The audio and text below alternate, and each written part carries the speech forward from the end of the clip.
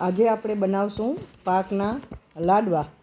તો એના માટે આપણે એક વાટકી રોટલીનો જે લોટ બાંધીએ છીએ એ લોટ લેશું અને એક મોટી વાટકી ભાખરીનો લોટ। તો અંદાજે આ 1 કિલો હશે। તેમાં આપણે થોડું તેલ ઉમેરીશું અને થોડું એક મીઠું નાખવાનું અંદર, એટલે મીઠાશનું બેલેન્સ જળવાઈ રહે। હવે આપણે એને બરાબર આપણે આમ મિક્સ કરી લેશું। હવે સામાન્ય પાણીથી આપણે કઠો લોટ બાંધી લઈને લોટ બંધાઈ ગયો છે તો તેમાંથી આપણે નાના નાના મુઠિયા જેવા આપણે આવી રીતે બનાવી લઈએ। આવી રીતે આમ ધીમે ધીમે મુઠિયા બનાવી લેવાના બરાબર। હવે આપણા મુઠિયા બધા બની ગયા છે અને ગેસ પર તેલ ગરમ કરવા મૂકી દીધું હતું। તો પહેલાં આપણે આ ગુંદ તળી લઈશું। આવી રીતે આપણે ગુંદ અંદર તેલમાં એડ કરી લઈએ અને આપણે આ ગુંદને તળી લઈએ ને આવી રીતે આપણે જારાથી મદદથી આપણે કાઢી લઈએ। હવે મીડિયમ તાપ રાખવાનું અને એમાં આપણે આ આપણા બનાવેલા મુઠિયા આપણે તળી લઈએ અને વચમાં આપણે એને ઉલટ પુલટ કરી લઈશું। આવી રીતે આપણા મુઠિયા તળાઈ ગયા છે તો આપણે એને બહાર કાઢી લઈએ। આવી રીતે બધા મુઠિયા આપણે તળી લઈએ। હવે તેને આપણે ઠંડા થવા દેશું।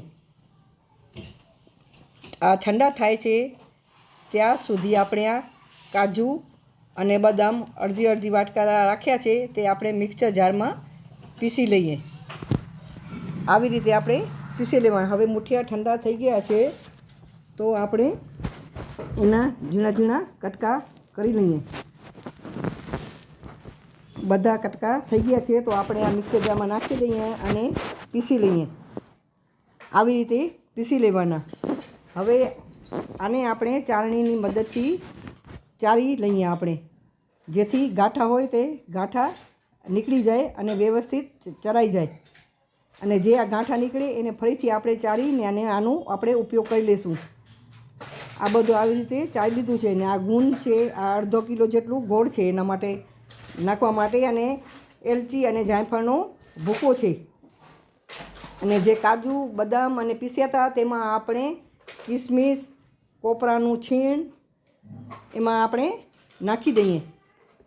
હવે કઢાઈને ગરમ કરવા મૂક્યું છે તો તેમાં આપણે 400 ગ્રામ જેટલું ઘરનું બનાવેલું ઘી છે તેમાં એને ગરમ કરવા મૂકી દઈએ। ઘી ગરમ થાય છે ત્યાં સુધી આપણે એને ગરમ કરવા દઈએ। એમ વધારે ગરમ કરવા નથી, મીડિયમ જ ગરમ કરવા દેવાનું છે।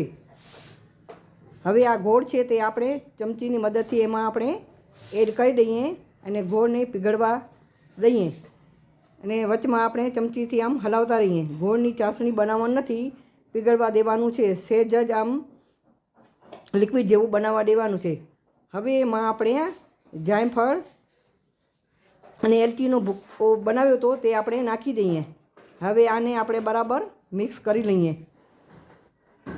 હવે બરાબર આ મિક્સ આપણું થવા આવ્યું છે તો તેમાં આપણે હવે આ તળેલો ગુંદ, ડ્રાયફ્રૂટનો પાવડર અને નાખી અને બરાબર મિક્સ કરી લઈએ। તેમાં આપણે હવે આ મુઠિયા જે તળીને પીસીને રાખ્યા હતા એ પણ આપણે એમાં એડ કરી દઈએ। હવે આને આપણે બરાબર મિક્સ કરી લઈશું। આમ લગાતાર આપણે મિક્સ કરતા રહેવાનું જેથી બરાબર બધું મિશ્રણ મિક્સ થઈ જાય। હવે આપણું આ મિશ્રણ મિક્સ થવા આવ્યું છે, હવે બરાબર મિક્સ થઈ ગયું છે તો આપણે આ ગેસની ફ્લેમ બંધ કરી દઈએ અને આને બરાબર મિક્સ કરી લઈએ। થોડુંક જ ઠંડુ થવા દેવાનું, વધારે ઠંડુ થવા દેવાનું નથી। અને આ ગરમા ગરમ હોય ત્યારે જ આવી રીતે આપણે લાડવા બનાવી લઈએ। પહેલાં આપણે આ નાની એક વાટકી લઈશું, વાટકીમાં આપણે ચમચીની મદદથી આ મિશ્રણ આમાં એડ કરી લઈએ અને આમ થાળીમાં નીચે આપણે આમ થપથપાવી અને નીચે આપણે રાખી દઈએ તો આપણો આ વાટકી માપનો આપણો લાડવો બની ગયો છે। હવે આપણે લાડવાનું જે મોલ્ડ છે એમાં આપણે ચમચીની મદદથી આપણે ભરી લઈએ।